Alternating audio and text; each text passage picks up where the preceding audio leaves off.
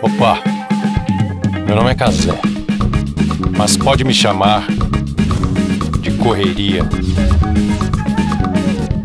Meu nome é Correria, é apoiado pela Philips Audio Video. Acesse loja.philips.com.br e conheça a linha completa de caixas de som Bluetooth a fones de ouvido, aquela qualidade de imagem e de som que você já conhece. Philips Audio Video. Viva a vida sem interferências. A gente está aqui com ele. E nosso convidado de hoje, ele é advogado criminalista, é um dos fundadores do IDDD, o Instituto de Defesa do Direito de Defesa, é conselheiro da Human Rights Watch, é conselheiro do projeto Inocência aqui no Brasil. Lançou um livro, acabou de lançar um livro que você precisa comprar para conhecer todos os seus direitos quando você tomar um flagra ou como tomar uma dura. É iguais perante a lei, vale a pena você comprar. O nome dele é Augusto de Arruda Botelho, mas pode chamá-lo de Correria. Obrigado, Augusto, pela sua presença aqui. Um prazer. Valeu. Quando você resolveu estudar direito, sua ideia não era ser criminalista, nem estava passando pela sua cabeça. Não, sempre foi. Ah, sempre foi? Sempre foi. Bem antes da faculdade, assim, eu nunca tive... Advogado criminalista, ele tem que ser... Tem alguns que não são, mas a imensa minoria, vamos dizer assim, tem que ser vocacionado. Não dá para você entrar nessa área se você não tiver vocação para ser advogado criminalista por uma série de razões inerentes à profissão. Então, eu, por exemplo, sempre soube que eu seria criminalista antes de entrar para a faculdade. Então, eu entrei já sabendo, não é uma área fácil de conseguir emprego, estágio, né? Quando você entra na faculdade, você começa como estagiário, não é, principalmente na época que eu entrei, é um momento em que a advocacia criminal teve um boom muito grande, né? Principalmente depois do primeiro governo Lula, em que grandes operações da Polícia Federal começaram a acontecer, então a área aumentou bastante, novos escritórios surgiram, hoje é uma área grande, mas quando eu comecei a trabalhar, era uma área que aqui em São Paulo, você não tinha muitos escritórios de advocacia criminal especializados em advocacia criminal, então era uma área difícil de arrumar emprego. Então eu fiquei pelo menos um ano, o primeiro ano de faculdade, até o meio do segundo ano de faculdade, procurando emprego na área criminal, porque eu sabia que era o que eu queria, e não conseguia, porque não tinha tanta gente. E aí comecei a trabalhar com criminal no segundo ano de faculdade e nunca mais larguei. E lá se vão 22 anos. Mas é tão difícil a gente achar. A gente costuma falar aqui no programa, porque quem gosta de assistir a gente, assiste para entender um pouco da correria das pessoas mesmo, né? De como é que elas se organizam, de como é que elas descobrem o seu caminho, ou se não descobrem o seu caminho, como é que elas constroem um caminho eventualmente inexistente antes, né? Mas você falou com muita certeza, assim, não, eu já sabia desde... Quer dizer, já é muito difícil você acertar a profissão, ainda mais a especialização. Por que você sabia? De onde vinha isso? Você queria o quê? Estar em contato com os criminosos? Queria defender os direitos das pessoas? O que é que acontecia? Sim. Primeiro que a advocacia criminal, obviamente, você vai ter gente vocacionada dentro de várias áreas do direito, mas a advocacia criminal é uma caixinha um pouco diferente das outras, justamente pelo que eu já disse, que você tem que ser vocacionado. Então, naturalmente... ou normalmente, o criminalista é um cara apaixonado pelo direito criminal e, sobretudo, pelo direito de defesa. Ele é um intransigente defensor do direito de defesa, porque, ao fim e ao cabo, o que a gente faz?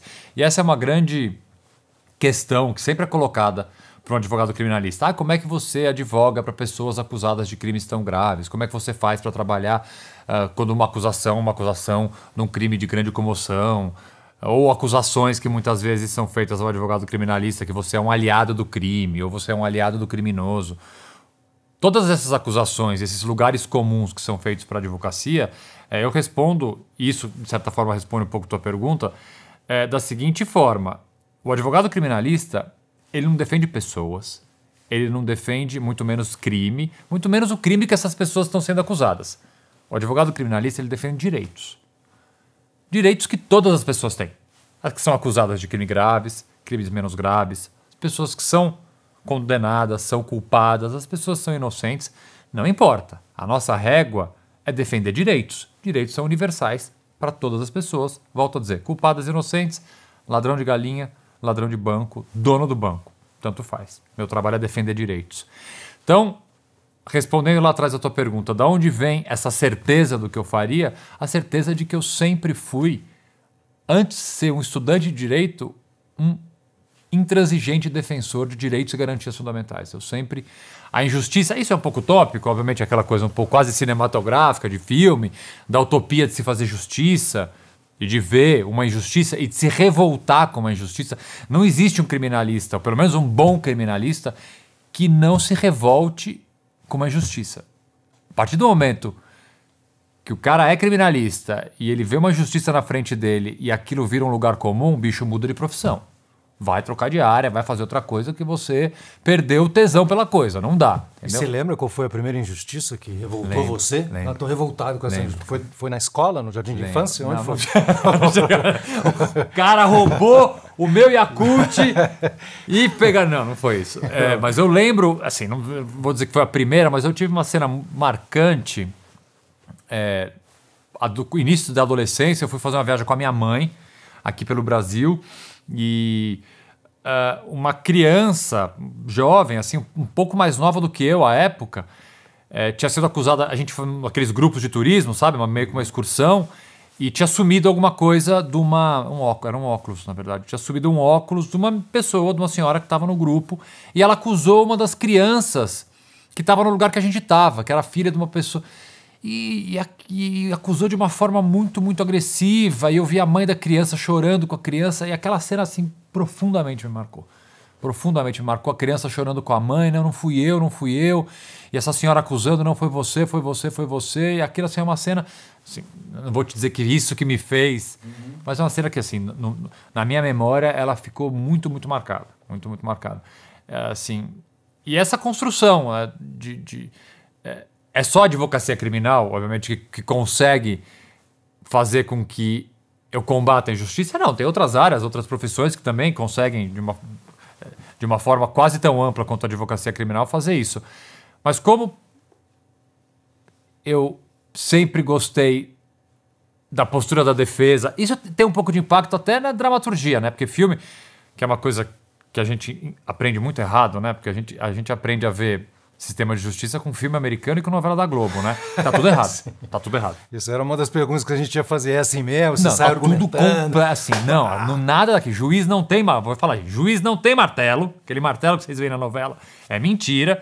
Tá? Ninguém grita protesto, excelência no meio da audiência. Isso também não existe. E chapéu, tem aquela tal também, menos ainda. E não é que vai entrar uma pessoa esbaforida no meio do julgamento e falar achei a prova que vai absolver. Também não existe. Então, tudo que a gente aprende em filme e novela da Globo é impressionante o que deseduca as pessoas, assim, a realidade do que é um processo. Porque custa fazer um processo como é o processo verdadeiro, porque essa é uma forma, assim, de inclusive mostrar e educar, porque a justiça tem problemas gravíssimos, que inclusive a dramaturgia podia, de certa forma, ajudar na construção do imaginário, pelo menos real. E tá longe de ser a realidade. É que deve ser chato, entre aspas, né? Ou pouco televisivo. É bem divertido.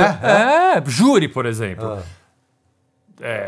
O júri brasileiro, que é bem diferente do júri americano, tem uma parte de dramaturgia, de encenação, tão ou até maior do que o americano que a gente vê no cinema. Só que eles pegam a imagem do americano, em vez de pegar do brasileiro. Que tem coisas tão mais, do ponto de vista de...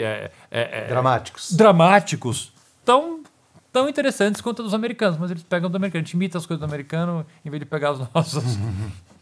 Você acabou não falando o desfecho da história do menino. Que é quando descobriram os óculos, não tinha sido ele, tinham sido... Não teve um desfecho. Foi sem solução. Foi sem solução. O menino foi para casa traumatizado. Mas a imagem, aquela imagem ali da acusação do menino chorando com a mãe, e era a mãe e o menino chorando, aquilo lá me marcou muito, sabe? Sim. E, sim, até hoje, foi o que eu falei, até hoje, eu sou aquele cara que se eu vejo uma abordagem policial na rua violenta, eu paro meu carro.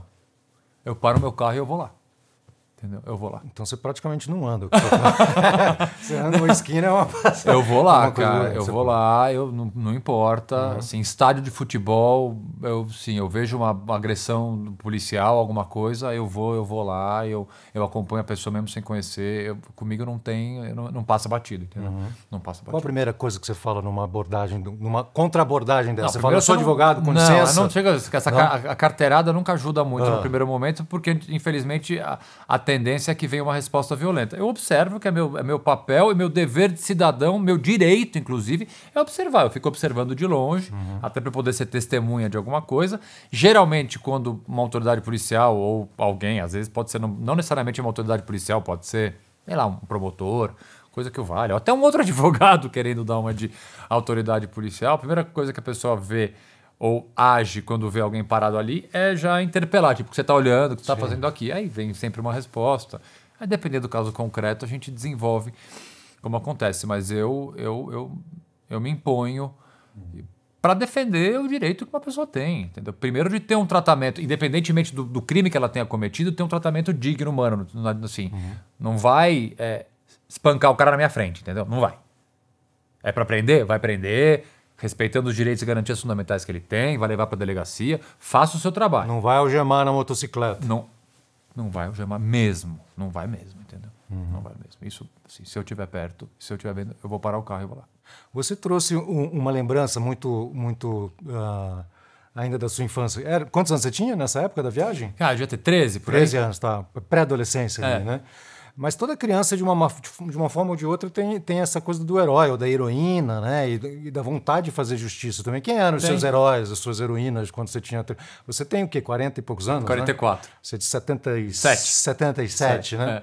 Quais eram os desenhos animados? Você assistia? Você gostava do Super-Homem, do Batman? Tinha algum justiceiro, assim, ou algum advogado? Não sei se tinha um advogado super-herói. Não tinha nenhum advogado. Advogado super-herói.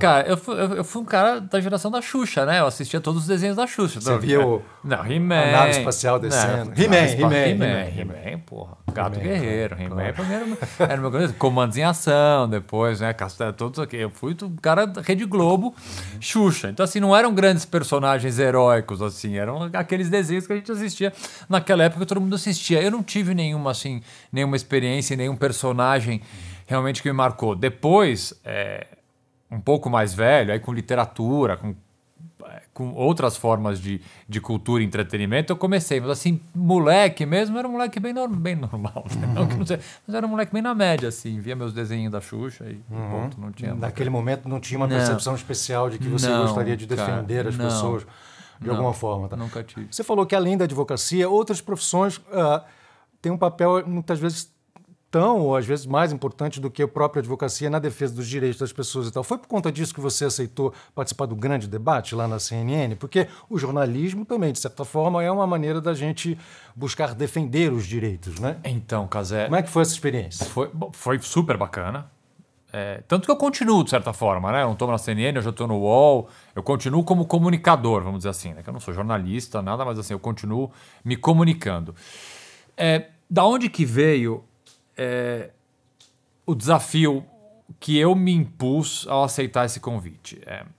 Acho que de vários lugares. O primeiro é que a justiça brasileira hoje em dia, julgamentos da justiça brasileira, elas viraram um tema discutido diariamente por absolutamente todas as pessoas. Né? Não tem um grupo de WhatsApp, uma mesa de bar, um almoço de família que você não discuta, por exemplo, o Supremo. Né? Que você não discuta o julgamento de alguém, ou Lava Jato, o Mensalão, o que é ótimo.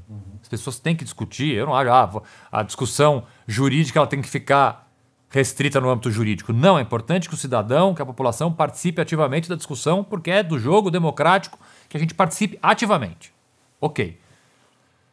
Só que você precisa do mínimo de conhecimento para discutir um assunto que, ao fim e ao cabo, é técnico. Tá? Então... Porque a gente não está falando, a gente não está discutindo se uma coisa é legítima ou não. Você está discutindo se ela é legal, se está de acordo com a lei ou não de acordo com a lei. Exato. Então, um dos desafios de ser um comunicador que eu fiz, estando na CNN, no UOL ou faço através de rede social, é tentar um pouco colocar dentro de um debate que hoje em dia ele é extremamente polarizado e o debate jurídico ele virou um debate polarizado. Essa é uma crítica e uma constatação complicada dos dias de hoje, porque o debate político, que é extremamente polarizado, um polarizado ruim, que eu digo, né? A gente está num debate extremamente difícil de se fazer politicamente, ele migrou para a área jurídica. Por quê? Porque a gente tem uma justiça espetáculo hoje, né? Depois do Mensalão e da Lava Jato, e eu faço essa crítica, eu fiz um livro agora, Iguais Perante a Lei, em que eu faço essa crítica da espetacularização do processo, com a existência da TV Justiça, em que os processos os julgamentos são televisionados, você passa a acompanhar aquilo quase como você acompanha uma partida de futebol, coisa parecida. E aí você tem, obviamente, o seu posicionamento político, partidário, o seu gosto, ali, de certa forma, acompanhando um julgamento que, volto a dizer, é algo técnico. Então, a justiça está tão polarizada quanto a política, o que é péssimo. E não tem o VAR, né? Você não vai ali no meio do processo, chama o VAR lá, né? Não, no Twitter, às vezes, me chamam de VAR. Fala, vai lá, Augusto, essa prisão tá certa ou tá errada? Chama o VAR do Augusto. Pegou essa, porque toda vez que tem uma prisão, alguma coisa, me chamam de VAR para achar o que eu acho. Mas o fato é que, assim, essa minha postura, essa minha posição agora de comunicador é, de certa forma, tentando fazer com que o debate seja menos apaixonado, polarizado, o que, de certa forma, torna o debate um pouco cego, vamos dizer assim. Para um debate, gente, vamos primeiro entender do que vocês estão falando. Quer discutir justiça? Quer discutir o Supremo? Ótimo. Primeiro tenta entender um pouco o básico, pra você poder discutir justiça, porque é legal que você discuta a justiça, e vamos discutir justiça com base num critério técnico. Não adianta discutir com o que você gostaria que fosse, torcida, se você gosta ou não de quem está sendo julgado. Então, participar do grande debate teve um pouco esse desafio de levar, ou pelo menos tentar, não sei se eu consegui, para as pessoas uma ideia de que um debate, uma divergência de ideias, ela não necessariamente ela precisa ter um vencedor. Debate não é exclusivamente sobre vencer. Debate é sobre ouvir. É muito bacana você conversar com alguém ou debater com alguém que não pensa como você ouvir o cara. E falar, pô, eu não concordo, mas esse teu ponto faz certo sentido, vou pensar melhor. Uma das reações que eu recebia no grande debate, que eu mais gostava de receber, era justamente essa, entendeu? Era do cara que me mandava lá no Instagram ou no Stories. Não penso nada, assim, Augusto, acho você o fim da picada, não penso nada com você, tudo diferente. Só que hoje, bicho, pô, esse negócio que você falou aí, vou até pensar melhor. Pô, ganhei. Ganhei, assim, na minha cabeça, pô, ganhei, porque é isso. Debate é ouvir, cara. Eu não preciso lacrar, jantar. O que as pessoas querem é isso, né? Sim. A lacração, o jantar. Não, bicho, simplesmente a pessoa pode ouvir. Então, o meu desafio foi esse. Volto a dizer, se deu certo, não deu, mas eu gostei do negócio e continuo agora fazendo, obviamente, não com debate, mas tentando escrever, enfim, e abordar pontos jurídicos que também envolvem a política, mas de um jeito que não deixe tão polarizado da forma como está, entendeu? Por isso, quando me chamam para comentar, ou quando me cobram um comentário sobre a prisão de alguém, por quê? Porque eu não tenho ideologia política na hora de fazer um comentário técnico. Se vamos imaginar, um apoiador do governo é preso e a prisão é ilegal, eu vou lá e falo, a prisão é ilegal. Não me importa se ele é apoiador do governo ou se ele não é, ou se ele é X, A ou B. O que importa é a prisão está correta do ponto de vista legal? Tá, não tá, eu vou lá criticar. Eu consigo ter uma isenção técnica para opinar. Isso eu consegui construir fazendo essas coisas. E aí você acabou saindo de lá por quê? O formato do programa tem prazo de validade. Assim, não tinha como... Primeiro, assim, eu fui convidado para participar num momento em que minha agenda permitia, porque foi no meio da pandemia, meu escritório tinha praticamente fechado, eu estava trabalhando remoto, minha família estava fora de São Paulo, então eu estava sozinho aqui em São Paulo, então dava para fazer, a minha agenda permitia, eu estava sozinho em São Paulo e ia lá e fazia um programa ao vivo, de segunda a sexta, para um cara que nunca fez TV, por exemplo, vai lá, o meu debatedor, ele fez, sei lá, 15 pilotos antes de gravar. O meu negócio é o seguinte, os caras me ligaram na sexta-feira falando, então, Augusto, você quer participar do grande debate? Eu falei, quando? Quero. Tá bom, você entra ao vivo amanhã. Eu falei, ao vivo aonde? Amanhã? Então, assim, eu cheguei sem saber nem por onde que eu olho pra câmera, o que eu faço? Não sabia nada, entendeu? Então, assim... É difícil, né? Um debate de televisão é difícil pra caramba. Muito difícil, assim, muito. Isso assim, tem muito pouco tempo, né? Muito pouco tempo para estudar, mas assim, valeu, deu um baita de um trabalho, mas foi o que eu te disse, assim, tanto que o programa acabou, né? O programa tem prazo de validade e eu também tive, sim, minha paciência teve prazo de validade. Eu puxei isso, na verdade, porque a gente tinha falado, você falou da questão emocional, né, de como os advogados não têm um apoio emocional ao longo da sua trajetória de aprendizado, né? E o quanto isso é difícil, sobretudo no campo criminalista. E a gente percebe que as pessoas que usam, que estão bem expostas nas redes sociais também não têm essa preparação. Mas é tão difícil quanto, eu não sei qual que é mais difícil. Queria saber como é que é a tua relação com as redes sociais nesse sentido. Se você já tomou umas invertidas, como é que foi ser cancelado ou não, sabe? Como é reagir a isso? Olha, Cazé, eu optei por uma estratégia em rede social. Eu não vou, sei lá, eu não chamaria de uma estratégia egoísta, mas é uma estratégia de autopreservação, que é a seguinte. Como eu já tinha uma rede, principalmente o Twitter, que é a minha rede social mais forte, eu já tinha um Twitter relativamente grande antes de entrar no grande debate. Quando eu entrei no grande debate, ele explodiu. E a explosão, ela é para os dois campos, né? Explosão tanto de pessoas me seguindo porque gostam do que eu falo, como de haters. E assim, haters às vezes até em maior quantidade. Então eu tinha duas opções.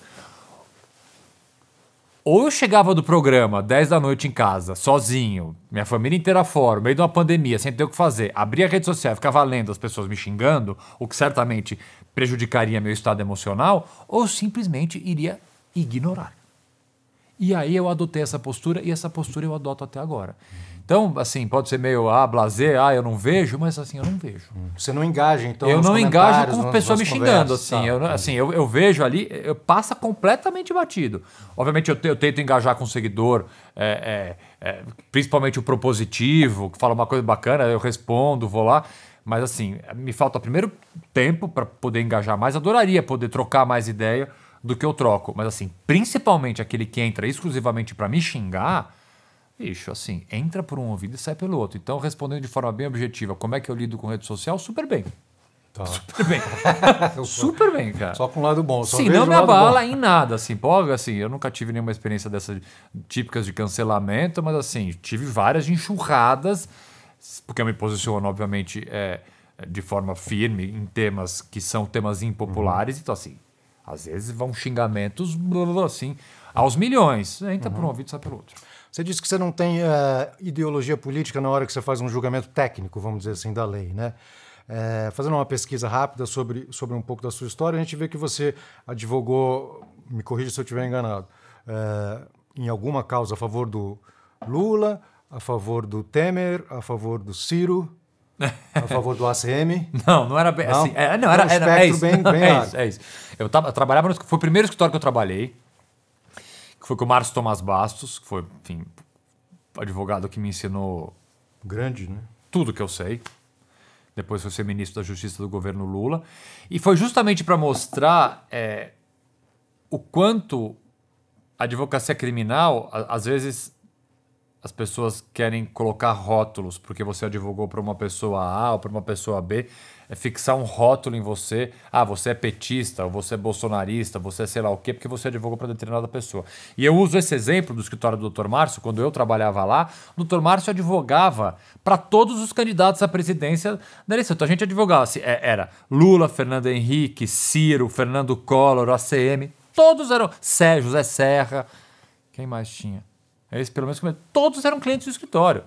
Ou seja, você vê como o direito e a defesa criminal, obviamente partindo daquela máxima que eu conversei no começo do nosso papo, de que a pessoa, o advogado, ele advoga para direitos, ele não advoga para pessoas, essa é a expressão que, inclusive, a ideologia não entra nessa história. Assim, ali é o direito que o Lula tinha, o direito que o Fernando Henrique tinha, o direito que o Ciro Gomes tinha, o ACM tinha nos determinados processos que, em algum momento da vida deles, eles tiveram que responder. Então, pra você ver, né? Se você tivesse uma divergência política e essa ideologia, ela, de certa forma, impedisse você de fazer um bom trabalho, a gente não poderia ter essa pluralidade de clientes de matizes ideológicos completamente diferentes, né? Porque naquela época a ACM e Lula, né, estavam assim, em campos bem opostos. E eram todos os clientes do escritório, ou seja, eles davam a sua liberdade, né? Porque o advogado criminalista, ao fim e ao cabo, ele trata desse bem maior que nós temos depois da vida, que é a nossa liberdade, na mão de uma pessoa que advogava ao mesmo tempo para ser o maior opositor político, né? Ou seja, isso não é um critério de contratação do advogado. Para quem está nos assistindo, que sonha de repente ser advogado, sonha defender o direito das pessoas, existem critérios? Tipo, como um advogado escolhe um caso, de repente? Ou aceita ou não um determinado caso? Você, seguindo essa ideia do defender direitos, né? Você defenderia o direito do Bolsonaro, por exemplo? Defenderia. Defenderia. Defenderia. Vamos lá. Existe uma Frase bonita que não existem pessoas indignas de defesa, né? Essa é uma construção bem antiga de um grande processualista brasileiro. E se a gente... Vou voltar para a mesma construção. Se a gente parte da espinha dorsal de que você advoga para direitos, você não advoga para pessoas, em tese, a depender do seu critério pessoal que você pode ter, e eu já vou explicar, por exemplo, qual é o meu, você não tem casos que você não poderia defender. Mas é óbvio que cada advogado pode fazer as escolhas que entender que vão estar dentro da sua estrutura, seja comercial, seja pessoal, seja do tipo de especialização que você tem. Por exemplo, o meu escritório atualmente, ele é um escritório que eu atendo todos os tipos de crime. Você tem muito escritório hoje em dia criminal no Brasil, principalmente em São Paulo, que são bem focados em direito penal e empresarial. Então a pessoa só advoga para crimes financeiros, crimes do colarinho branco, não advogam para crimes comuns, vamos dizer assim. O meu escritório nunca foi assim, até porque eu gosto dessa pluralidade. Então eu posso advogar para acusações de tráfico, homicídio, assim como eu advogo para lavagem de dinheiro, casos de corrupção, casos de crime de colarinho branco. Eu não tenho uma especialidade dentro da especialidade. Agora, você vai me perguntar, Augusto, tem caso que você não pega? Tem. Que caso é esse? É o caso que, por alguma peculiaridade do caso, eu sinta que o desconforto que eu tenha com o caso vai influenciar no bom trabalho que eu vou entregar para o meu cliente. Augusto, dá para você ser mais específico? Dou. Caso com criança, por exemplo, geralmente é um caso que eu já tenho um desconforto prévio com o caso. Se o caso envolve uma violência contra a criança, tem alguma criança como vítima envolvida... Jairinho. Naturalmente, eu já vou... É um caso que já não me agrada. Não vou te dizer que eu já não tive casos e não tenho casos no escritório que tenham crianças, infelizmente, envolvidas. Mas são casos que, após uma leitura, após uma análise do caso, a verificação da prova, não são casos que... Este desconforto pessoal meu, não estou dizendo que a pessoa não tem direito à defesa, ela continua tendo direito à defesa, porque o que está sendo defendido é o direito dela, que é o direito de todo mundo, volto a dizer. Mas que, para mim, esse desconforto pode fazer com que meu trabalho não seja bom. Então, assim, é uma questão de ética com o cara. Falar assim, amigo, procura outro advogado. É um critério de entrega. Se você que acha que a sua entrega vai ser boa ou não. Eu não vou dar meu melhor. Entendi. Eu não vou dar meu melhor. Não é justo que eu seja teu advogado. Vai procurar outro advogado. Geralmente, sim, crimes sexuais também são casos que são casos que naturalmente eu tenho desconforto dentro do escritório. Então, assim, mas aí, cara, você vai ter advogados que pensam. Tem advogado, por exemplo, que não advoga para tráfico de drogas. Porque não advoga para tráfico de drogas por uma questão dele. Não trabalha em tráfico. Não trabalha em homicídio, por exemplo. Aí você vai pegar. Você vai ter escritórios de advogados que vão ter esse critério. Tem advogado que nada para ele é desconfortável. Ok. É bem pessoal isso. Mas não existe essa predisposição por alguma razão. Assim, o Bolsonaro, a tua pergunta. O Bolsonaro tem direitos. Sim. Ponto. Bom, um dos chapéus que você tem é um chapéu novo, é o de escritor, né? Você acabou de lançar um livro Iguais Perante a Lei. Isso. E, inclusive, eu estou com um exemplar aqui para você me autografar. Oh, que prazer. Mas ali na orelha, vocês foram muito bons de edição ali, de texto, né? Porque na orelha você já jogou 4, pá. Esse livro vai falar sobre alguns mitos, tipo, o Brasil, país da impunidade, polícia prende, juiz solta, rico não vai para prisão, sei lá, mas eram 4 que eu lembro assim na orelha. Cara, isso me chamou muita atenção, porque você está tocando ali nas coisas que todo mundo acredita mesmo. Porque sempre você vai ali na esquina, qualquer pessoa vai falar sobre isso. Puta, que merda, roubaram. Esse país hoje está na capa da Folha também, soltar, né? Como é que é? Prescrever o crime, né? Acho que como é que, afinal de contas, nós não somos o país da impunidade? Não. O Brasil não é o país da impunidade. Não mesmo. Sabe onde surgiu esse livro? Esse livro surgiu de uma palestra que eu dou há muitos anos, que chama Desmistificando Folclores da Justiça Criminal. Aquela palestra assim, sabe quando te convidam para dar uma palestra e fala, o tema é livre? Então eu guardei essa palestra, porque é uma palestra que eu gosto muito de dar, então é a minha palestra tema livre, aquela palestra STEP que ela sempre fica guardada ali, porque é uma palestra que faz sucesso e eu gosto muito de dar. E a partir dessa palestra, que basicamente é isso, eu pego esses mantras, esses folclores que a gente fala toda hora sobre o sistema de justiça e tento desmistificar. Nem todos são mentirosos, mas alguns, por exemplo, eles partem de uma premissa completamente equivocada, tipo o Brasil é o país da impunidade. Tá? Que é o primeiro que eu desmistifico. Então vamos lá. A gente é a terceira maior população carcerária do mundo. Atrás dos Estados Unidos e China, né? Estados Unidos e China. A gente era a quarta, já ultrapassamos a Rússia. E assim, se continuar no ritmo que a gente tá, eu não sei se a gente passa a China, porque é difícil. Mas assim, falar que a China tem 5 vezes mais gente do que nós. 5 vezes. Mas assim, nós estamos num ritmo de encarceramento muito grande. Então esse primeiro número já é um número que, de certa forma, ele mostra que, como assim, a gente prende bastante. Mas a maioria lá nem foi julgada ainda, né? 34%, 35%. 34%? Em alguns estados, 50%. Na Bahia, por exemplo, entre as mulheres, 50% das mulheres presas são presas provisórias, ou seja, sem julgamento, ou seja, presumivelmente inocentes, porque a Constituição, enquanto não mudar a Constituição, ainda diz que condenados e culpados é só depois do trânsito em julgado de uma sentença condenatória. Ou seja, você tem uma pessoa ali que ela pode ser inocente. Metade da população carcerária feminina na Bahia não foi condenado ainda. Assim. Então, esses números já começam a dizer, pera um pouquinho, país da impunidade. Aí você pega os últimos 3 meses aqui do Brasil. Você tem o STJ, que é o tribunal abaixo do Supremo, soltando pessoas presas por furtar lata de leite condensado, alicate avaliado em R$19, pacote de bolacha. Assim, você vai juntando essas coisas, alguma coisa está errada.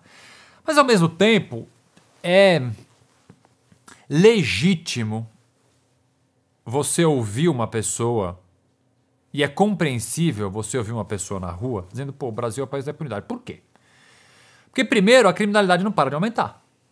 Os números assustam. Grandes cidades, a gente percebe a criminalidade aumentando. Sim. Então, automaticamente, o que vem na sua cabeça é porque a criminalidade aumenta, porque a repressão ela não está sendo suficiente. Só que a repressão está sendo, porque a gente não para de prender pessoa. Cada vez a gente prende mais. Então, aí já tem um certo desequilíbrio. Só que a sensação de impunidade, que a sensação, volto a dizer, ela é legítima, ela vem de 2 fatores que ficam completamente esquecidos nessa equação, que as pessoas sempre linkam a impunidade com a falta de repressão. A repressão existe. Isso já vem lá no segundo folclore, porque é essa, a polícia prende e o juiz solta. O juiz não solta, meu amigo. O juiz não solta. A gente tem uma estrutura punitivista. Se você pegar um processo de uma pessoa presa por roubo hoje aqui na cidade de São Paulo, ela vai ser presa em flagrante, ela vai ter a prisão convertida em prisão preventiva, ela vai ficar presa o processo inteiro e ela vai cumprir grande parte da pena presa em regime fechado. Também um outro folclore que eu desmistifico. Basta cumprir 1/6 da pena e vai para regime semiaberto. Não vai para regime semiaberto coisa nenhuma. Não tem vaga em regime semiaberto. Então assim, é um monte de folclore que eu vou desmistificando. Mas vamos voltar para a questão do país da impunidade. A pessoa ainda acha que a gente é o país da impunidade. Mas por que essa pessoa acha? Essa pessoa tem razão de achar. Primeiro porque a gente não consegue solucionar uma série de crimes. Você pegar o crime de homicídio. Nossa. 60 mil em alguns estados, de cada 10 homicídios que acontecem em estados, por exemplo, São Paulo melhorou um pouco, mas vamos pegar Amazonas, Bahia. Em alguns estados, de cada 10 homicídios, 2 são solucionados. Ou seja, 8 homicídios ficam sem autoria conhecida. Então, a sensação de impunidade começa daí, da pessoa saber que vai cometer um crime e ela não vai ser pega. Ou da pessoa é um familiar que foi vítima de um homicídio e jamais vão descobrir quem é. Então aí começa uma sensação de impunidade. Não porque as pessoas não estão sendo presas, é porque aquele crime que cometeu minha família nunca vai ter um culpado, porque ninguém foi pego. Isso é um dos fatores reais que pode passar a sensação de impunidade. O segundo, que para mim é um dos problemas mais graves que a justiça brasileira tem, e que essa sim causa uma real e justa sensação de impunidade, é a demora de um processo. Sim, a justiça brasileira ela é profundamente lenta. Qualquer resposta que o judiciário venha a dar e que demore 10 anos para vir essa resposta, ela já é naturalmente injusta. Não dá para você ter um processo. Vamos ver, por exemplo, o caso da Boate Kiss, que está sendo julgado. Não dá para ter um caso... Há quantos anos não houve essa tragédia? Não dá para demorar tanto tempo para julgar qualquer caso. Então, Rui Barbosa, você vê, a gente acha, isso é coisa de hoje em dia. Não, você pegar em 1920, Rui Barbosa fez um discurso em homenagem aos formandos da Universidade de São Paulo aqui, e esse discurso foi conhecido como Oração aos Moços. E ele já falava no começo desse discurso assim, uma justiça tardia é uma justiça injusta. Porque a gente já tinha um problema de justiça que demorava muito lá atrás, 1920, então não é uma coisa nova. Só que as propostas, muitas vezes, que vêm colocadas para que a gente deixe a justiça mais rápida, são sempre as piores propostas, né? Que ela sempre passa por o quê? Diminuir o número de recurso. Esse é um outro folclore que eu desmistifico, que o que atrasa a justiça são os advogados que recorrem demais, como se a gente fosse, como se a gente tivesse um taxímetro no escritório, né? Parece que a gente trabalha por hora com taxímetro. Quanto mais eu recorro, mais eu recebo honorário. Não, minha gente. Assim, para mim, quanto mais rápido terminar o processo, melhor. Porque eu trabalho menos. Isso é um mito que você está desfazendo aqui, porque a maioria das pessoas acha o contrário. Não. Acha que o advogado tem um taxímetro. Nada, tem nada, bicho. Isso aí é filme americano, de novo, entendeu? De novo a gente assistindo filme americano. Não é. Assim, quanto mais eu tenho que recorrer, pior é. É mais trabalho para mim. E recorrer faz parte também de garantias de Exatamente. justiça, né? Por isso que você não pode tentar transformar a justiça mais rápida cerceando direitos e garantias fundamentais. E é sempre a proposta que o legislador faz, porque a gente adora uma proposta messiânica milagrosa, né? E aí vem lá o legislador, eu vou acabar com os recursos. Porque isso não vai fazer a justiça andar mais rápido, porque não é o recurso, não é o problema do recurso que a pessoa entra. Enquanto a gente não resolver a porta de entrada da justiça, por que a justiça brasileira é tão rápida? Porque o Brasil... Não, tão lenta. Perdão, tão lenta. Foi wishful thinking, exatamente. Porque nós temos uma cultura de litígio. Enquanto a gente não fechar a porta de entrada da justiça brasileira, não tem tribunal no mundo. Pode abrir 15 STJs, 30 Supremos, aumentar... Não tem. Se você não fechar a porta de entrada, não adianta. Entram milhares de processos diariamente e muitas vezes são processos completamente inúteis, porque são processos que o Estado move, em teses a gente chama de teses repetitivas. Quem é o maior cliente do Poder Judiciário? É o senhor, é a senhora que tem um direito seu violado? Não, é o INSS, são bancos, são prefeituras. Esses são os grandes litigantes, que entram geralmente para discutir questões que já foram decididas, são recursos repetitivos que a gente chama. E aí faz com que a justiça brasileira seja essa lentidão. E aí, para fechar esse folclore, é daí que vem a sensação de impunidade. Porque a justiça brasileira nunca entrega um resultado. Agora, falar que o Brasil é o país da impunidade, que a gente prende pouco, porque nós temos uma política pouco repressiva com o crime, é uma balela, porque em números a gente desconstrói isso. A gente prende sim, prende muito, só que a gente prende muito mal. Prende errado, né? Prende errado. E o outro mito dos ricos? Os ricos não são presos, não ficam na cadeia. Os ricos são pouco investigados, assim. A gente tem que começar por aí. Eu volto um pouquinho para a parte do folclore da impunidade, em que o grande problema da alta criminalidade complexa financeira, por exemplo, que em tese são os crimes mais praticados por aqueles que têm mais dinheiro, são crimes que envolvem questões de lavagem de dinheiro, questões sonegação de impostos, sonegações. Há pouca investigação. Então isso está muito mais atrelado, não a uma deficiência da justiça propriamente, porque aí que está. Quando há processos, quando essas pessoas são processadas, a condenação vem sim. Demora, mas vem. Vem, exatamente. É só a gente pegar números. Você vê condenações por corrupção nos últimos 10 anos do país, elas aumentaram e aumentaram muito. Acontece que, para você ter uma condenação dessa, você precisa ter uma investigação prévia. Você precisa ter, e são investigações complexas. Não é uma investigação fácil. Por quê? É diferente de você prender em flagrante alguém por roubo ou por tráfico. Tacar na cadeia é um processo extremamente simples. Você vai ter uma pessoa que é a vítima do roubo, você vai ter uma pessoa que roubou e você vai ter o policial militar que conduziu. São 3 pessoas envolvidas, é um processo extremamente simples, não existe investigação, papum, acabou. Prendeu, julgou, condenou, cadeia. Um crime de corrupção, um crime financeiro, você demanda todo um arcabouço administrativo do poder judiciário, das polícias, do Ministério Público, que demanda investigação, verba para investigação. E aí, se você não investe nisso, Então, se você Foi, fala... foi esse atalho que a Lava Jato tentou fazer? Não, a Lava Jato desrespeitou todas as leis, códigos que a gente poderia imaginar. Atropelou tudo para chegar onde eles chegaram. A verdade é essa, assim. Se a Lava Jato poderia chegar em parte do que ela chegou, ou poderia até chegar num todo, sem desrespeitar a série de garantias e direitos fundamentais, se rasgar a Constituição no meio, né? Eu sou um crítico dos abusos da Lava Jato, mas eu não deixo de reconhecer a importância da operação, que de fato desnudou um esquema de corrupção grande, recuperou bilhões para o país. Isso é inegável, tá aí, não tem como negar o óbvio. Mas também não tem como negar que houve um atropelo flagrante da legislação, da Constituição, de direitos e garantias fundamentais de uma série de réus. E aí você escuta muitas vezes, mas se não fizesse isso, não prenderia as pessoas. Gente, mas não dá para você justificar os fins sim, rompendo completamente. Até porque os depois meios. Solta, né? Porque não tem prova, não está Depois investigação frágil. Tá acontecendo, as coisas são anuladas, aí vem todo mundo, o Brasil é o país da impunidade. Não é. Não dá para você falar que o Brasil é o país da impunidade porque o processo da Lava Jato foi anulado. O Brasil é uma justiça que não soube corretamente, dentro da lei, punir uma pessoa. Se tivesse feito... Eu participei de um debate outro dia com membros da Lava Jato e eu falei, gente, se eles tivessem feito tudo direitinho, tava tudo bem. Teria gente presa, teria gente condenada. Sim, vocês desrespeitaram a lei. Não joguem a culpa na lei, no Estado, na impunidade brasileira, nos poderosos e nos políticos, sendo que o erro é de vocês. Quem errou foram vocês. Quem manteve conversas ilegais, como foram as conversas do Sérgio Moro com o Ministério Público, foram vocês. Não foi advogado, não foi corrupto, não foi corruptor, não foram poderosos de Brasília.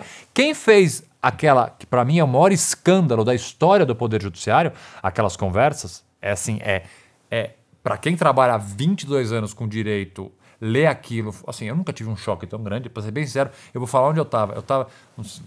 Quem é pai aqui vai saber, eu estava no Holiday on Ice, no ginásio de Ibirapuera, Holiday on Ice, patinação no gelo, assistindo não era nem Holiday on Ice, era Disney on Ice, Disney on Ice, era a Mini lá de patins. Eu recebo um WhatsApp de um jornalista da Folha, falou, você já viu isso aqui?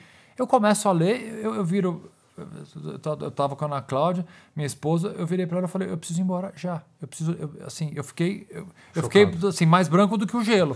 Eu falei, eu preciso ir embora. Eu levantei e fui embora. Eu falei, assim, aquilo lá me chocou como um operador do direito, saca? Assim, eu advoguei na Lava Jato, desde a primeira fase da Lava Jato até pouco tempo atrás, ainda tenho clientes acusados na Lava Jato. Então, assim, além da questão da minha participação dentro da operação, como operador do direito, cara, como uma pessoa que trabalha com isso, aquilo para mim foi um choque, porque é inacreditável, inacreditável que as pessoas pudessem achar que aquilo lá era tudo bem. Era um juiz que ia julgar um caso conversando com a parte, que era o promotor e o juiz indicando prova para o promotor.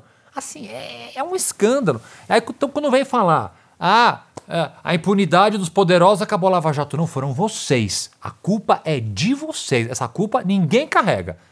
Não vem culpar advogado, não vem culpar poderoso. A culpa é de vocês. A culpa é do Ministério Público Federal. A culpa é do ex-juiz Sérgio Moro. Se as condenações da Lava Jato estão sendo anuladas, a culpa é deles. Essa culpa ninguém vai carregar, que não eles. Boa. Historicamente, a gente percebe também que as pessoas que estão ligadas à defesa dos direitos humanos ou de alguma forma desejam construir, né, uma sociedade melhor, elas acabam se dando conta de que, cara, para você fazer isso de verdade, você tem que participar da política. Você tem que enfim, ajudar a fazer as leis, a construir as leis, a participar do debate, porque é ali que estão sendo decididas todas as coisas, né? No seu caso, chegou esse momento? Você tem vontade de ter uma participação profissional politicamente, como um representante do povo? Mas eu já faço política há 20 anos, sabe como? Da forma que eu acho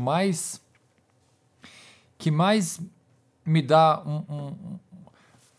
um retorno no sentido de ter certeza que eu sou um ator político de mudanças. Eu trabalho no terceiro setor desde o primeiro momento que eu comecei a trabalhar com direito em organizações não governamentais. Eu fundei o IDDD, que hoje é a maior organização que trabalha com o sistema de justiça criminal. Eu fui diretor, fui presidente. Para quem não conhece, o IDDD, Instituto de Defesa do Direito de Defesa. Tem o pior nome possível, não fui eu que dei esse nome. Inclusive eu falei para mudar, mas não o nome adiantou. é ótimo. Não, o nome é uma confusão. IDDD, um monte de D.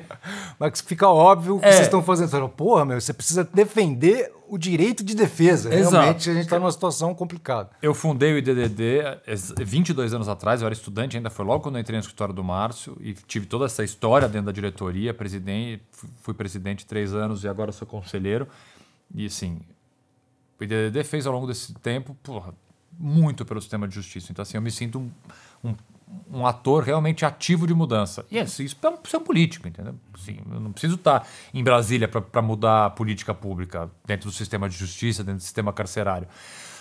E aí, ao longo dos anos, para mudar um pouco o tema, eu comecei sempre dentro do terceiro setor, que eu acho uma forma de participar da sociedade muito, muito, muito importante. Eu comecei a trabalhar na Human Rights Watch, que é uma das maiores organizações de direitos humanos do mundo, uma organização americana que tem uma pauta super ampla de direitos humanos, que me convidaram para trabalhar aqui no Brasil. Eu sou conselheiro deles aqui, e aí assim, a gente trabalha desde criança com Zika, meio ambiente, violência contra a mulher, assim, pressionamos governos autoritários na Ucrânia, você sabe, tem de tudo que você pode imaginar. Então, assim, política para mim é isso, entendeu? Você não precisa ter um cargo eletivo para fazer. Eu tô feliz. Você não tem vontade, então, de participar dessa jornada? Eu jamais diria nunca. Não vou dizer nunca. Mas você imagina que você receba muitos convites, ou não? Não. Não, pela sua exposição, pela explosão do Twitter. Cara, assim, eu conheço, assim, eu convivo com muito político, né? Então é evidente que é uma conversa que acontece. Recentemente, em razão principalmente do momento pelo qual o Brasil atravessa, aconteceu já de essas conversas ultrapassarem simplesmente uma conversa informal para coisas mais concretas, mas por enquanto eu estou feliz no terceiro setor e na advocacia. Entendi. A gente está falando com Augusto Arruda Botelho, correrio, cara. Ele é advogado, ele tem um escritório, é um dos sócios de um dos maiores escritórios criminalistas aqui em São Paulo, do Brasil. Ele foi um dos fundadores do IDDD, Instituto de Defesa do Direito de Defesa, conselheiro do Human Rights Watch, conselheiro também do Projeto Inocência, né, aqui no Brasil. Sim. Escritor, né, do livro que a gente já falou, Iguais Perante a Lei. Produtor executivo de cinema também. Já produziu um documentário e foi um dos investidores do filme do Tim Maia. Conta pra gente assim. Então, dono de boate, esqueceu dono de boate. Dono de boate. Tive dono um monte de boate não é produtor. Tive um monte de boate. Dono de boate. Bom, vamos falar. Agora eu fiquei perdido, porque uma das espinhas dorsais que a gente segue aqui é justamente como é que o Correria se organiza, né? Como é que normalmente ele tem diversos chapéus, esses chapéus normalmente eles são linkados por alguma espinha dorsal, né? No caso que a gente percebe em você é essa questão do direito de defesa, dos direitos humanos, a questão da justiça, de uma sociedade mais igualitária, mais justa e tal. Mas, assim, a profissão que você exerce exige uma atualização, eu imagino, muito grande. Assim, eu não sou advogado, mas eu sou empresário também. Então, eu não consigo me atualizar sobre, por exemplo, o direito tributário. Cara, cada dia é um imposto diferente. Estou sempre perdendo o TFE, o DAS, não sei do que. Estou sempre... cara, eu não estou entendendo nada, tenho que pagar aí, mas já paguei o TFE, tenho que pagar...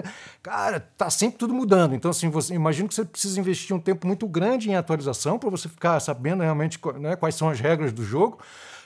E aí você ainda está fazendo todas essas outras coisas. Quer dizer, como é que quando começa seu dia, como é que você cuida da sua energia, como você se organiza? Se é que você se organiza. Porque tem gente que já passou por aqui também que a organização é a desorganização e vai levando e a coisa funciona, cara. Eu sou muito organizado, bicho. Muito o quê? Organizado. Organizado. Sou, assim, chato. Eu sou chato. Assim, eu sou metódico. Eu tenho aquele quadro na cozinha de casa, sabe? Com os dias, eu anoto tudo. Na eu tenho cozinha, agenda. já vi quadro no escritório, Eu mas tenho na cozinha de casa. Tenho na cozinha para tomar café da manhã e olhar para lembrar, assim. Mas aqui o quadro é só eventos em família para todo mundo olhar também, entendeu? Entendi. Eu tenho agenda, eu tenho lista para tudo, eu sou bem metódico nessa coisa de organização. Tá. Sabe que assim, a pessoa fala, o cara é um puta cara chato, deve ser um paranoico. Sabe que eu gosto, cara? Me dá prazer. Eu adoro lista. Planilha, você adora. Lista é uma maravilha pra mim, assim. Eu faço lista só pra poder ticar as coisas que eu fiz na lista. Então, assim, é uma coisa prazerosa. Pra mim não é tique, não me faz mal. Assim, e é uma coisa que me ajuda a manter. Assim, realmente, quando você me falou todas as coisas, até eu fiquei cansado. É muita coisa. Pra começar, eu acordo muito cedo. Eu tenho um ciclo de sono pequeno. Quantas horas? 6 horas. 6 horas de sono. baixo mesmo. 6 horas de sono pra mim eu tô maravilha, cara. Eu não fico cansado durante o dia, eu aguento super bem. E é de que janelas? Meia-noite às 6? 1 às 7? Como é que... Cara, assim, eu tô... Agora tá começando a me encher. Vou te falar um negócio que tá começando a me encher, cara. Eu tô acordando às 5. Às 5 tá me irritando um pouco. Eu queria acordar às 6 é um bom horário pra acordar, porque eu corro, né? Eu corro. Então, assim, eu acordo 6 para correr, corro até às 7, tomo banho para começar o dia no horário normal, tá bom. Mas agora acordar às 5 tá meio inútil. Porque eu acordo às 5 já tá escuro, eu fico meio bobão ali, fazendo o quê, assim. Então, eu tô me irritando um pouco com esse... Tá precisando fazer um ajuste. Fazer um ajuste nesse... Mas eu acordo muito cedo, Mas cara. acorda, toma café? Não, vai correr? Corre não, em jejum? Leio notícia, cara. Lê notícia? Eu tô lendo de manhã. Jornal impresso, sim? Ou Eu você adoro vai jornal impresso, mas eu tô lendo na cama agora, entendeu? no iPad? Eu tô lendo. Então, assim, eu dou uma atualizada de manhã, aí tomo um café, vou correr. Consegue correr depois de tomar um café? Não Só fica... tomo café, cara. Ah, só café. Só o café. Só café preto. Pá! Café e corro. Às vezes como meia banana. Mas geralmente é só um copo de café preto. Aí corro, volto, tomo café. E aí começa o dia. Assim, no escritório eu tenho uma equipe muito boa, cara. Eu tenho um formato de escritório hoje em dia que é o formato ideal para mim, assim. Eu não tenho sócio mais, assim, o escritório sou só eu de sócio, mas eu tenho uma equipe de advogados muito boa. Então, todo esse suporte, você está falando atualização, claro, etc., o escritório segura super bem. Cara, e o resto, assim, eu me viro no centro, já correria mesmo. É tiro, porrada e bomba. Meu dia é bem cheio. Bem cheio. Tenho 3 filhos, assim, isso é uma coisa que...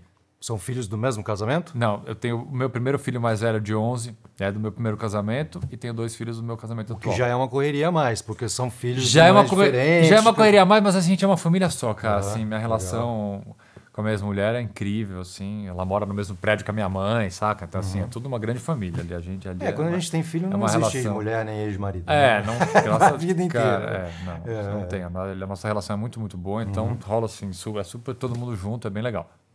Então, isso me ajuda bastante. E aí você olha lá, tá tomando café, vê lá o quadro, opa, hoje é a hora de eu almoçar, vou levar para a escola pro curso. Tem tudo isso, cara. E aí, assim, eu tenho uma condição social de conseguir ter um suporte de uma estrutura para me ajudar.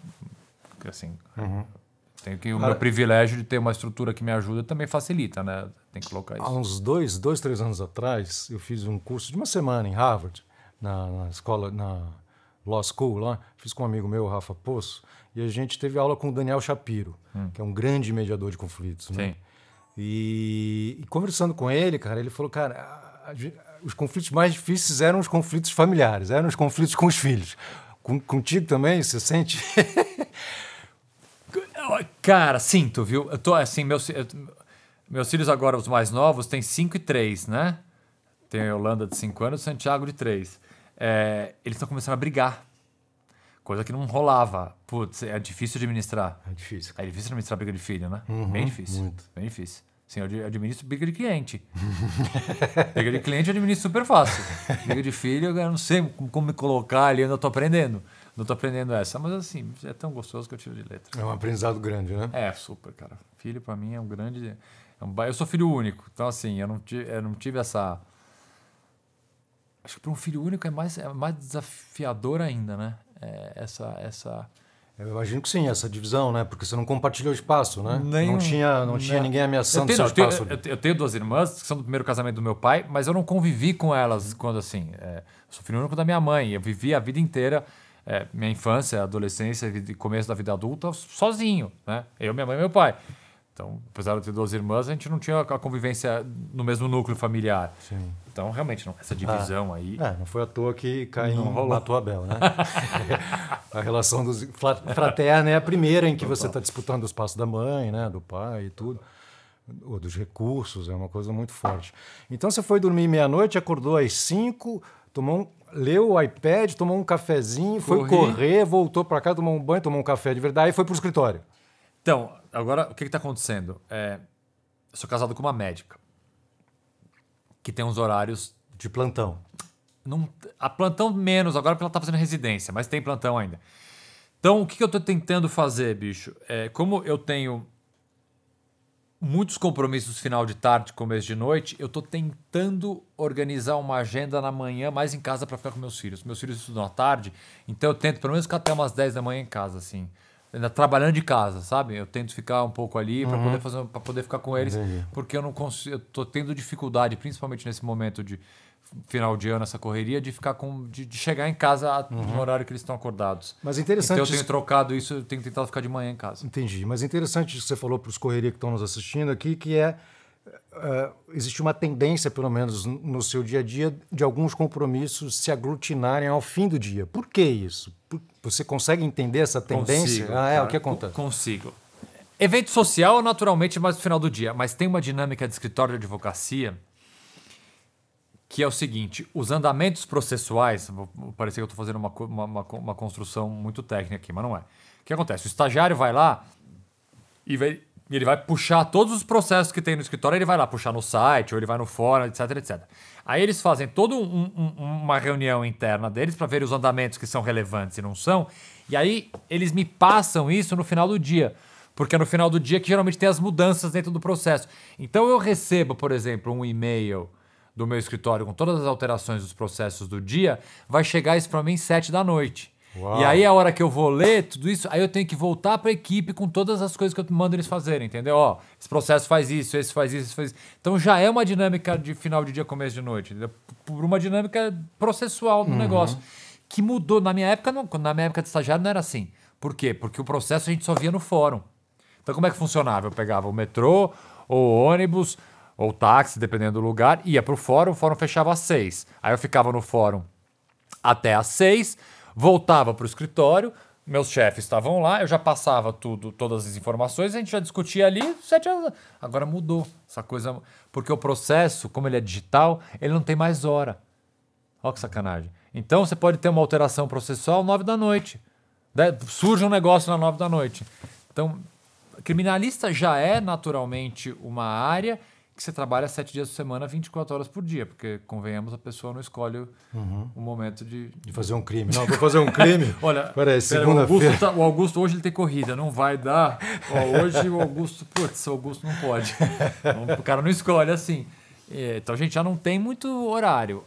E agora com esse negócio de processo eletrônico, cara, não tem. E aí então condensa um pouco nesse final de dia, começo de noite, sabe?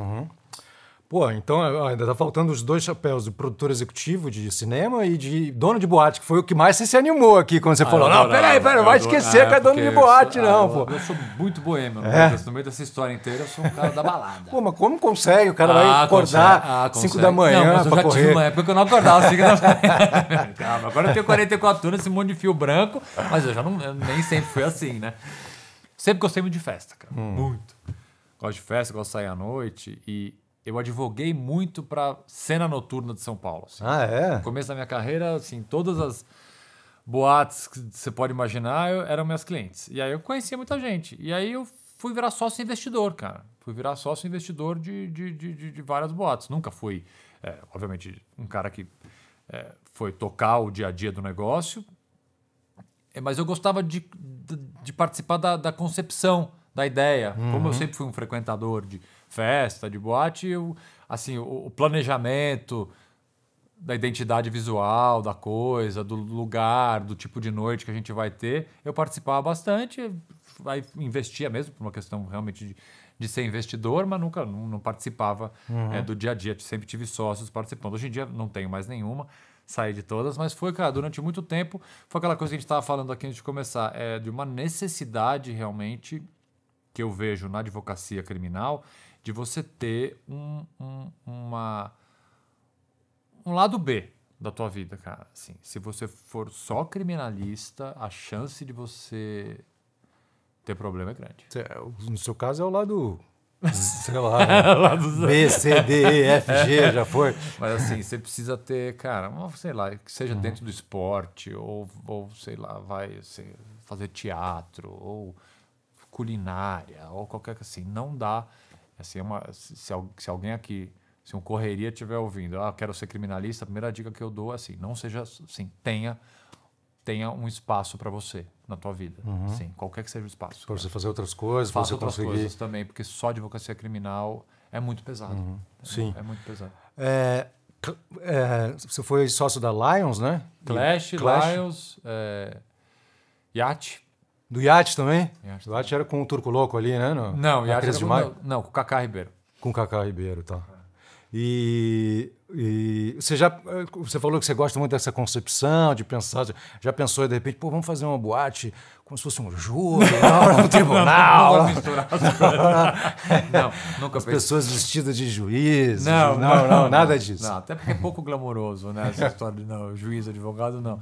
Nunca pensei, mas assim, o primeiro lugar que eu abri, que foi o Clash, que faz muito, muito tempo, esse eu participei do dia zero. A gente foi lá, era uma tapeçaria na Barra Funda, a gente foi, ainda era uma fábrica, e a gente participou desde a primeira marretada, assim. A primeira marretada que a gente deu para quebrar um concreto para começar a obra, eu tava lá.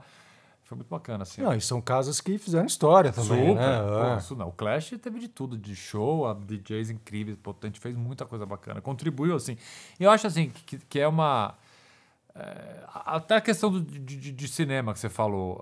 Por que se meter a produzir cinema? Deixar dinheiro em banco, sabe? Assim, eu acho uma coisa tão... Sim. Você pode deixar seu dinheiro em banco, cada um faz o que quiser com o seu dinheiro, mas eu quero fomentar a cultura, sabe? Sim, nem que seja para eventualmente perder dinheiro, mas assim, vamos investir em gente, né? Vamos investir em gerar economia. Pô, tinha dezenas de funcionários nas boates, assim, e você está incentivando a cultura brasileira. A gente fazia shows de um monte de... Quantos DJs que hoje são grandes DJs não começaram no Clash? Pô, o Clash foi uma escola, grandes DJs hoje brasileiros tocaram as primeiras vezes no Clash. Fala aí, pode falar. Não, sei lá, o Gui Borato, por exemplo, que hoje em dia é um cara estourado no Brasil inteiro. O Alok tocou no Clash, um cachê de, sei lá, pirulito, basicamente. Pirulito, tô brincando, mas assim... vários caras começaram a tocar no Clash. Não é começaram, mas tocaram no Clash no começo da carreira e a gente ia incentivando. O cinema também. Produção brasileira de cinema, que hoje está muito maior do que era, sempre precisou de pessoas que estariam dispostas ali a colocar dinheiro no negócio. Sim, você fez 2 filmes, né? Um é o Sem Pena, que é o documentário, um documentário. que era bem relacionado com essa questão do IDD, né? Totalmente. Mas o outro foi o Tim Maia, né? Do Rodrigo Teixeira, foi. né? Rodrigo é meu amigo de infância. Vocês são amigos. O Rodrigo é meu amigo de infância e... Ele estava na viagem lá. Eu sou um baita de um fã do Tim Maia, o livro... O Nelson Motta é um baita de um livro, e aí ele sempre fala dos projetos dele, e aí quando ele falou do Tim Maia, eu falei, não, esse é legal, vamos fazer. Eu investi, foi super bacana.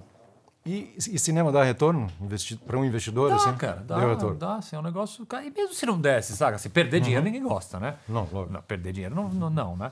Mas assim, produzir vai ter um negócio legal, entendeu? Tá lá, é uma obra que tá para sempre, para quem é fã de Tim Maia, para quem não é, tá lá para assistir, sabe? Volto a dizer, é uma contribuição que o dinheiro pode dar também para a cultura brasileira, cara. Né? Claro. Não é assim, você não tá colocando dinheiro num lugar, em algo que simplesmente vai aí desaparecer do dia para noite. Não, tá lá, é uma obra super bacana de um artista essencial da música brasileira que tá lá, que de alguma forma eu ajudei. Muito bom, mano. Muito obrigado. Inclusive, a gente está com alguns projetos aqui, depois a gente conversa. Correria é esse, cara. Você nunca pode tirar todos os chapéus. Você está sempre com eles de alguma forma. Então, pô, você gosta bastante de música, imagina. Você reserva um tempo, ou é quando você está correndo que você ouve música? Você matou. Hoje em dia, quando eu tô correndo. Quando tá correndo. Quando eu tô correndo, nem mais dá para ouvir música no carro. Primeiro porque eu ando de moto. E quando eu ando de carro com as crianças, é uma briga... Porque, sim, todo mundo quer botar nunca entra no consenso, entendeu? Não tem consenso da música que é pra ouvir. Então, sim, isso é uma coisa que eu sinto muita falta, cara. Você tocou num ponto que, pra mim, música é uma coisa que me acompanhou a vida inteira. E eu sinto muita falta, né, nessa correria de tempo para parar para ouvir música. Então, o único momento que eu ouço música, propriamente, é correndo. Que eu corro bastante, mas assim, ainda assim não é... Assim, não dá para eu escutar uma coisa muito contemplativa, sei lá, eu sou um puta fã do Milton Nascimento, por exemplo. Correr ouvindo Milton Nascimento, convenhamos que não é assim... Só se for para correr devagar, né? Não é assim, uma das 10 coisas mais legais. Então, assim, eu perco muita lançamento, muita coisa assim, porque eu sem tempo de ouvir música. Entendi. Difícil isso. Olha, a gente espera poder ajudar você de alguma forma com isso. A gente vai te presentear com um fone da Philips, por favor. Eu achei que isso aqui era só de uma coisa de cenário para mim. Não, esse é para você, sim. Muito obrigado. Posso levar já? Sim, tem uma caixa nova lá. Tem uma caixa nova, então destruiu a última. Então eu vou deixar isso daqui. Pô, que bom. A pegou já vai me ajudar, porque pelo menos eu posso ficar na rua. Sim, um microfone. Você pode atender as ligações do escritório também, porque tem um microfone embutido, 18 horas de reprodução, um estojo aí para você carregar. Muito obrigado. A gente espera que realmente veio calhar, né? Veio calhar. Olha só, nem sempre dar entrevista dá prejuízo, né? Depende, porque hoje em dia é um risco tão grande, né? Você fala, não, mas eu vou falar isso, não vou ser cancelado, peraí, né? Mas você parece bem à vontade, assim, bem à vontade com suas escolhas, com os critérios que você elaborou. Isso porque você faz as listas também, imagino, né? Não sobre os meus critérios, né? Isso não está nas listas, não, mas, bicho, eu sou bem seguro das minhas posições. Assim, eu nado contra a corrente. A minha profissão, ela é uma profissão impopular. Assim, defender pessoas acusadas de crime, convenhamos, está longe de ser uma profissão popular. Defender direitos e garantias fundamentais, defender direitos humanos, por mais que isso possa parecer nonsense, é uma pauta impopular no país. É impressionante. É impressionante. Defender direitos humanos é uma pauta impopular. Assim, chama de comunista. Defender direitos humanos virou uma coisa de comunista, assim, como também se tivesse problema. Agora, assim, mas eu tô há 20 e tantos anos nessa e cabeça erguida. É o que eu acredito, eu tô muito confortável com isso. E como é que você mantém, assim, para nós, né, que somos leigos, por isso que eu comprei o seu livro e tal, porque me interessa isso também. Porque eu tenho essa sensação muitas vezes no dia a dia, né? Com seguro-saúde, por exemplo, você paga 20 anos no seguro-saúde, quando você vai usar não pode, não sei o quê, você tem que entrar na justiça. Cara, é muito chato, assim, o tempo inteiro a sensação que você tem é que a lei funciona sempre contra você. Sabe? Quando você precisa, mas peraí, cara, mas os caras têm o direito de fazer isso, tem o direito, mas tem que entrar na justiça, caralho, não vou entrar, não vou ficar, assim, existe essa coisa, você tem medo, parece que é uma coisa distante, parece que é uma coisa cara, parece que é uma coisa, enfim. E você convive com isso, você está desmistificando isso através do seu livro, mas ao mesmo tempo você falou que é difícil. Só queria que você nos ajudasse assim. Como é que a gente mantém a esperança, cara? Porque muitas vezes é difícil, né?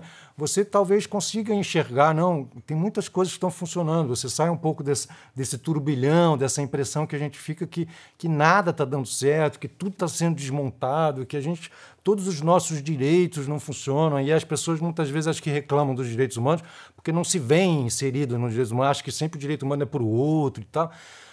Cara, tem algum jeito é a meditação, é a yoga, é a corrida? Você tem um conselheiro ou uma pessoa que você fala, puta, essa pessoa, deixa eu ouvir essa pessoa porque faz diferença? Cara, assim, primeiro, essa sensação de que nada está dando certo na justiça, ela é um pouco real, sabe? Porque a justiça brasileira vai muito mal. A gente atravessa uma crise sem precedentes, na minha opinião, pior do que as últimas crises que o Poder Judiciário atravessou. E vou ser mais pessimista. Eu não queria terminar essa conversa tão pessimista. Mas não vamos. A gente dá um jeito. A gente edita. A gente dá um jeito de melhorar. Termina com melhorar. mais pra cima. Mas assim, porque os problemas são de difícil solução. Eu não consigo enxergar um horizonte do ponto de vista bem pragmático de te falar, não, vai melhorar porque eu estou vendo assim, eu acho que a justiça brasileira ela passa por um problema muito grave porque a origem do problema é muito grave. Enquanto a gente não tiver atores do sistema de justiça vocacionados, eu vou voltar então um pouco para o começo. Enquanto a gente não tiver gente vocacionado para fazer aquilo, quando eu vou dar uma palestra numa faculdade e eu pergunto, quem vai ser advogado e quem vai ser funcionário, quem vai fazer concurso? Aí divide lá metade. Quem vai fazer concurso vai prestar concurso para quê? Juiz, promotor, delegado, oficial de justiça. Não dá, cara. É assim, vocação. Juiz tem que ser vocacionado para julgar, delegado tem que ser vocacionado para ser delegado, defensor público, assim, não não é simplesmente um cargo. Então, assim, a gente tem um problema de formação do ator do sistema de justiça muito grave. A gente está formando, as faculdades de direito são ruins, formam atores extremamente focados num concurso público, muitas vezes, ou numa prova da OAB, se o cara for ser advogado. Então, a gente está com uma formação jurídica muito ruim. Então, se a gente tem uma base de formação intelectual ruim dentro da carreira, por isso que eu faço um prognóstico tão ruim para o futuro. Então, é difícil de tentar enxergar num futuro próximo um horizonte melhor dentro da justiça. Eu acho que a gente tem que se apegar, principalmente partindo daquela minha análise de que a justiça brasileira ela é uma justiça muito lenta, nas coisas positivas e nas iniciativas positivas que a gente tem para resolver esse problema. A gente tem que resolver problemas pontuais, porque tentar resolver macro a gente não vai conseguir. Então, eu sou um grande incentivador, quando você falou do teu curso em Harvard, em formas alternativas de solucionar conflito. Mediação, justiça restaurativa, justiça consensual. E você tem iniciativas boas. A gente precisa, para fechar a porta da justiça, ou pelo menos diminuir a torneirinha da entrada de processos, a gente precisa ter formas extrajudiciais, ou pelo menos extrajudiciais do ponto de vista da justiça tradicional, para solucionar conflitos, porque é muito melhor. Vamos dar um exemplo típico. Furto famélico. Não dá para ter pessoa presa porque furtou para comer. Não dá. A gente tem 19 milhões de pessoas passando fome no país. Não dá para prender uma pessoa que furtou 2 pacotes de bolacha. Cara. Não dá para prender essa pessoa. É inconcebível. Assim, não passa na minha cabeça como é que um promotor de justiça, um juiz e um delegado mantém uma pessoa que furtou para comer. Aí você fala, mas e o dono do mercadinho? Justiça restaurativa. Pega o dono do mercadinho, pega a pessoa que furtou, senta um na frente do outro e fala, e aí, vamos resolver? Quanto custava os 2 pacotes de bolacha? R$30? Ok. A senhora vai trabalhar aqui. Vamos, assim, compor. É isso, justiça restaurativa é isso. Obviamente, o dono do mercadinho sofreu um dano que ele precisa ser reparado. Mas prender essa pessoa que furtou para comer vai resolver o problema do dono do mercadinho? Não vai. Então a gente precisa de soluções alternativas, porque senão a gente vai ficar nessa espiral, bicho, e aí Sim. nada soluciona. Então, assim, uma ponta de esperança para mim é que a gente tenha mais gente com propostas realmente inovadoras, eficazes e não populistas, que é o que a gente tem, né? A gente tem populismo, né? É messiânico, soluções milagrosas que nunca dão certo, nunca, que são boas para ganhar voto, mas não resolvem o nosso problema. Mas a gente tem gente boa tentando. Então, assim, a minha esperança são essas boas almas tentando coisas que realmente... Que estão nos assistindo, são os correrias. O correria que esteja nos assistindo, fazendo coisa boa, continue fazendo coisa boa. Para quem quiser seguir as coisas boas que você faz nas redes sociais, quais são suas arrobas? É sempre meu nome, Augusto de Arruda Botelho. Twitter e Instagram são as únicas. Os Tudo nomes junto, por extenso. Augusto de Arruda Botelho. Augusto de Arruda Botelho. Não, olha como eu sou um cara ruim de comunicação. Eu acho que o meu Twitter é Augusto DAB. Mas se você tacar meu nome no Google, Augusto de Arruda Botelho, vai me achar de algum jeito. E as redes que você mais usa são? Twitter e Instagram. Instagram. Eu sou fraquinho porque eu perco muita gente no Instagram. Eu posto foto do Palmeiras para me seguir. Eu posto foto das crianças para me seguir. Eu não entendo qual é o meu problema no Instagram. Mas Twitter eu tô lá. Algum prognóstico aí para final? Palmeiras, só. Bicampeão do mundo, né? Bicampeão. Porque nós já fomos campeões do mundo. Vai guardar o Daverson ali pro final, para entrar também no final, para fazer diferença. Vamos pensar. O Daverson é goleador. Legal. Bom, muito obrigado pela audiência de vocês. Foi muito bacana a gente estar junto. A gente passou por momentos muito interessantes aqui com Augusto Arruda Botelho. Augusto de Arruda Botelho. Tem esse D no meio, mas pode. E a gente tem muitos desafios pela frente, mas a gente precisa ficar junto para conseguir superá-los. Então, se a gente não acreditar e a gente não se organizar, a gente não vai conseguir transformar. Então, vamos junto. A gente espera que nossa comunidade aqui do Meu Nome é Correria também possa ajudar nesse corre. E vocês podem assistir a esse e os outros episódios. No Instagram, a gente está no @meu nome é Correria, sem o E. Ou então você pode ir na internet no www.meunomeecorreria.com.br e assistir lá todos os episódios, desde Augusto Arruda Botelho até Mano Brown, de Astrid Fontinelli até Padre Júlio Lancelotti, Lued Luna até, fala mais alguém, Paula Lima. Enfim, tem muita gente boa, muita gente bacana que nos dá esperança, que nos alegra e que nos inspira. E vocês também nos inspiram a fazer esse trabalho. Muito obrigado pelo corre, por estar junto com a gente. Até a próxima. Valeu.